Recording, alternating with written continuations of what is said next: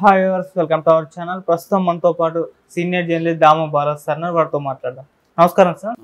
Sir, Bengaluru rave party పైన Telangana CM Revanth Reddy గారు focus పెట్టారు అని వార్తలు రావడం చూస్తున్నాం సార్. మరి ఆయన ఎందుకు ఈ ఇష్యూ పైన ఫోకస్ పెట్టారు? మరి ఇప్పుడు నటి హేమాని తెలంగాణ పోలీసులు ఏమన్నా అరెస్ట్ చేసే ఛాన్స్ ఏమన్నా ఉందా? సో ఆ బెంగళూరు రేవ్ పార్టీ వలన ఇక్కడ ఏమన్నా ఎఫెక్ట్ చూపించే ఛాన్సెస్ ఏమన్నా ఉందా సార్? ఎందుకంటే డ్రగ్స్ ఇష్యూ పై ఉంది కదా. బెంగళూరు రేవ్ పార్టీ ఇది మామూలుగా లేదు. మామూలుగా రేవ్ పార్టీ అంటే దాని మీద దాడి చేస్తారు, డ్రగ్స్ ఎవరు అమ్మారు వాళ్ళని మాత్రం అరెస్ట్ చేస్తారు. డ్రగ్స్ తీసుకున్న వాళ్ళని జనరల్గా వాళ్ళు విక్టిమ్స్గా పరిగణించి వాళ్ళకి కౌన్సిలింగ్, సైకాలజిస్టులు లేకపోతే కౌన్సిలర్ దగ్గర కౌన్సిలింగ్ ఇప్పించి పంపించేస్తారు జనరల్గా. ఓకే. అయితే ఇది అంత ఈజీగా కనిపించట్లేదు. ఎందుకంటే బెంగళూరు పోలీసులు కూడా ఈ రేవ్ పార్టీని సీరియస్గా తీసుకున్నారు. సీరియస్గా తీసుకొని దాదాపు 6 మందిని అరెస్ట్ చేశారు మొత్తం. అంటే డ్రగ్ పెడ్లర్స్ 4 ప్లస్ వాసు వాళ్ళ మేనేజర్ అరుణ్, వీళ్ళ మొత్తం 6 మందిని అరెస్ట్ చేశారు. A6 వరకు.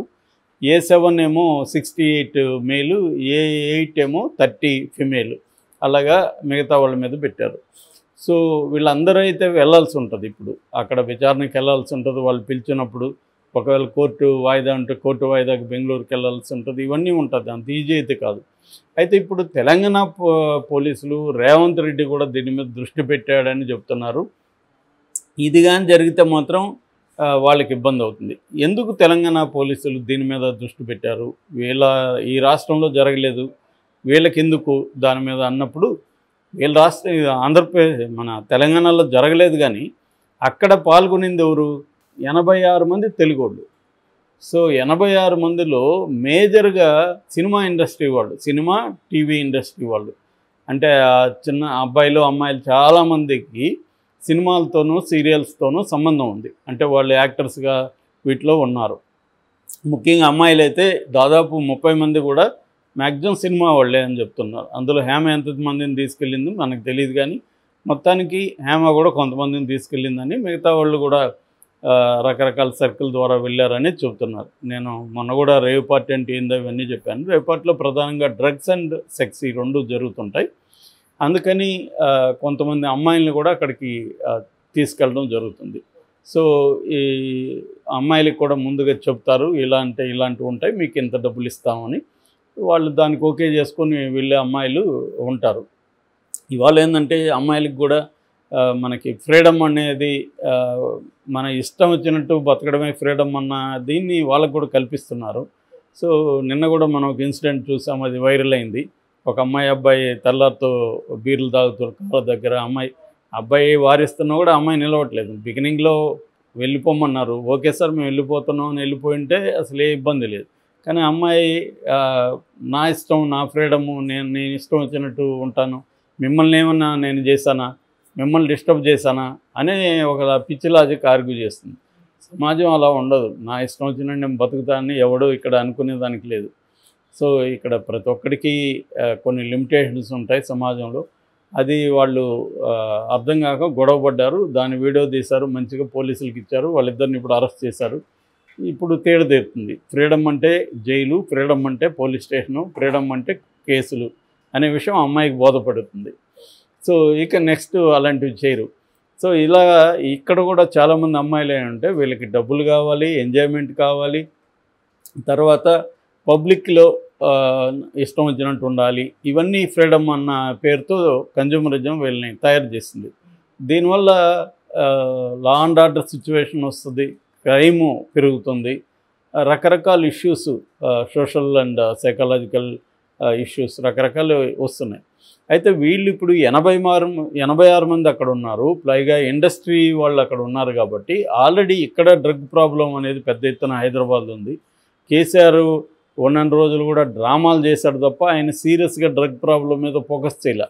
అప్పుడప్పుడు డ్రామాలు చేయడం, డైవర్ట్ చేయడానికి అది వాడుకోవడం, సినిమాలను వరుసగా పిలవడం, ఒక 4 రోజులు రోజు వాళ్ళు వస్తుంటారు, రోజు వైరల్ అవుతుంటుంది, ఈ హంగామా నడుస్తుంది. అది ఏమైంది తర్వాత ఫాలోఅప్లు ఏమీ లేదు. సో దానివల్ల రేవంత్ రెడ్డి ప్రభుత్వం రాగానే సీరియస్గా తీసుకునింది. అందుకని ఇప్పటి వరకు డ్రంక్ అండ్ డ్రైవింగ్ ఉంది, కానీ డ్రగ్ డ్రైవింగ్ అనే కేసులు దొరకట్లేదు. ఎందుకంటే డ్రగ్ డ్రైవింగ్కి మనకి డ్రంక్ అండ్ డ్రైవింగ్లో దాన్ని చూస్తారు, స్మెల్ ఇది చూస్తారు ఊపిరి. కానీ డ్రంక్ అండ్ డ్రైవింగ్లో అలాగా ఇమ్మీడియట్ టెస్ట్ లేదు, వాళ్ళకి బ్లడ్ టెస్ట్ చేయాలి, అది ఎప్పుడో వస్తుంది. అందువల్ల చాలా పోలీసులు దాన్ని పక్కన పెట్టేసి ఓన్లీ డ్రంక్ అండ్ డ్రైవింగే చూసుకుంటున్నారు. డ్రంక్ అండ్ డ్రైవింగ్ దీంట్లో ఆ బ్రీత్ అనలైజర్లో తెలియదు, నువ్వు డ్రగ్ వేసుకుంటే తెలియదు. సో అందువల్ల ఇక్కడ 31కే డిసెంబర్లో గవర్నమెంట్ వచ్చింది. 31కే ఫ్రాన్స్ నుంచి అక్కడ నుంచి యూరోప్ నుంచి తెప్పించారు. అవన్నీ కూడా ఇమ్మీడియట్గా టెస్ట్ చేసేవి అవన్నీ కూడా అమలు చేస్తున్నారు. ఇక్కడ ఆ కిట్స్ తెప్పించారనమాట. సో అందువల్ల సీరియస్గా తీసుకున్నారు. ఇక్కడ టీఎస్ న్యాబ్ అంటారు, అంటే narcotic bureau. So narcotic bureau చాలా యాక్టివ్గా పనిచేస్తుంది ఇక్కడ. సో ఆల్మోస్ట్ వారంలో 2 సార్లు ఎక్కడో చోట పట్టుకుంటూనే ఉండాలి ఇక్కడ. సో ఈ క్రమంలో ఇప్పుడు దీని మీద వీళ్ళు ఎందుకు ఫోకస్ చేశారంటే, ఒకటి ఈ డ్రగ్స్ తీసుకున్న వాళ్ళు ఒక్కసారో 2 సార్లు తీసుకుంటే వాళ్ళని విక్టిమ్స్గా పరిగణించవచ్చు. రెగ్యులర్గా తీసుకున్నప్పుడు వాళ్ళ వల్ల ఇంకొంతమందికి అంటించే అవకాశం ఉంది, ఇంకొంతమందికి స్ప్రెడ్ చేస్తారు. సో ఇవన్నీ సీరియస్గానే తీసుకునే అవకాశం కనబడుతుంది. అంటే వాళ్ళు రెగ్యులర్గా అడిక్ట్స్ అయిపోయి ఉంటే వాళ్ళని కౌన్సిలింగ్ ఇచ్చి వదిలేస్తే కుదరదు. వాళ్ళని రిహాబిలిటేషన్ సెంటర్లో పెట్టాలి, డీ అడిక్షన్ సెంటర్లలో పెట్టాలి, వాళ్ళకి కొద్ది రోజులు అక్కడ ఉంచాలి వాళ్ళని. వాళ్ళకి తర్వాత గ్రూప్ థెరపీ చేయాలి. నేను దీని మీద ఒక సపరేట్ కూడా చెప్పాను ఆల్రెడీ, ఎలాంటి థెరపీస్ చేయాలని. కాగ్నిటివ్ సిబిటి అంటారు, కాగ్నిటివ్ బిహేవియరల్ థెరపీ, సైకోథెరపీ ఇలాంటివి ఉన్నాయి. అట్లాగే కొంతమందికి మెడికేషన్ కూడా అవసరం అవుతుంది, సైకాట్రిక్ మెడికేషన్. సో ఇవన్నీ కూడా చేయాల్సిన అవసరం ఉంటుంది. అందుకని అట్లాగే హేమని కూడా సపరేట్గా ఖచ్చితంగా అరెస్ట్ చేయకపోయినా ఆమెను టీఎస్ న్యాబ్ వాళ్ళు, నార్కోటిక్స్ బ్యూరో వాళ్ళు ఆమెను ఖచ్చితంగా విచారిస్తారు.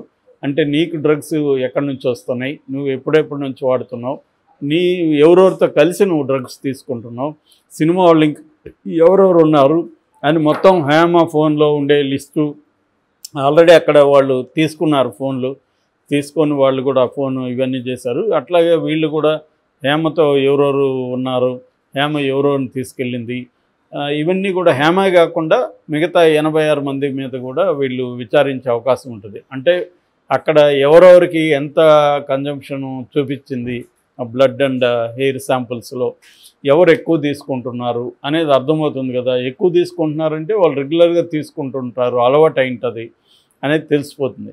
సో వాళ్ళందరినీ వీళ్ళు విచారించే అవకాశం ఉంది.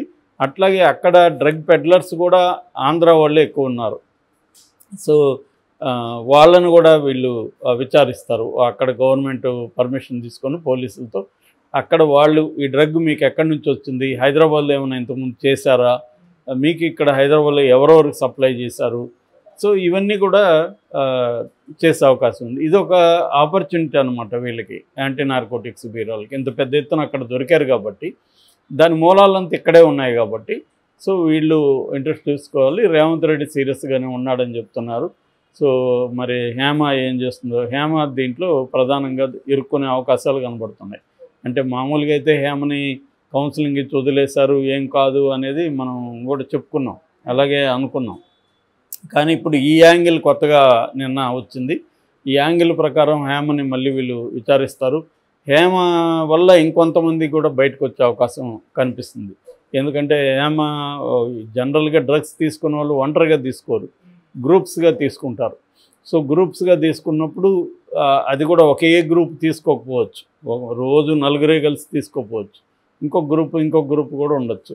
సో అలాగా ఏ గ్రూప్స్ ఉన్నాయి, ఎక్కడెక్కడ తీసుకుంటున్నారు, ఏ పబ్బుల్లో మీకు ఫెసిలిటేట్ చేస్తున్నారు, ఇలాంటి అన్నీ కూడా యాంటీ నార్కోటిక్స్ బ్యూరో వాళ్ళు ప్రశ్నించే అవకాశం ఉంది హేమని. ఆ మేరకు హేమకి ఖచ్చితంగా ఇబ్బంది అవుతుంది. ఎందుకంటే చెప్తే ఒక సమస్య, పేర్లు చెప్పకపోతే ఒక సమస్య. సో ఆ రకమైన ఇబ్బందులు హేమ ఎదుర్కొనే అవకాశం అయితే కనిపిస్తుంది. Okay sir, thank you so much.